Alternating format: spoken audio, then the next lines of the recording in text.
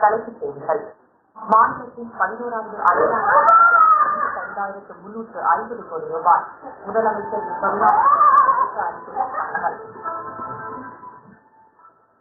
அணுசக்தி ஒப்பந்தம் குறித்து தேசிய விவாதம் செய்து ஐக்கிய தேசிய முற்போக்கு கூட்டணி வலியுறுத்தல். 2வது நாளாக தொடர்கிறது லாரி உரிமையாளர்கள் வேலை நிறுத்தம்.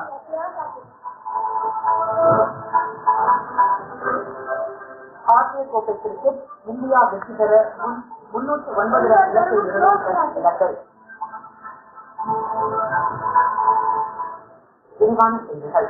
மாநில திட்டக்குழுவின் 11வது முதலமைச்சர் கருணாநிதி வெளியிட்டார்.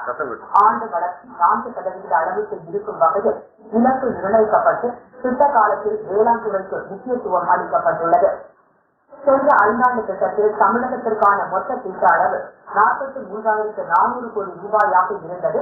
வரும் 5ஆண்டு திட்டத்தில் மடங்காக அதிகரிக்கப்பட்டு 85,344 கோடி ரூபாயாக அதிகரிக்கப்பட்டுள்ளது.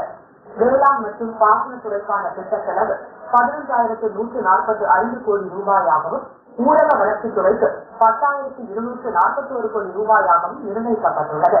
மின்சாரத்துறைக்கு 10,743 கோடி ரூபாயும், தொழில்துறைக்கு 3,716 கோடி ரூபாயும், சாலை மேம்பாட்டு திட்டங்களுக்கு 11,647 கோடி ரூபாயும் திட்ட செலவாக நிர்ணயிக்கப்பட்டுள்ளது. சமூக பணிகள் உள்ளிட்ட இதர பணிகளுக்கான திட்ட செலவு சுமார் 38,000 கோடி ரூபாயாகவும் இருக்கும் என்று சென்னையில் இன்று வெளியான அரசின் செய்திக்குறிப்பு தெரிவிக்கிறது.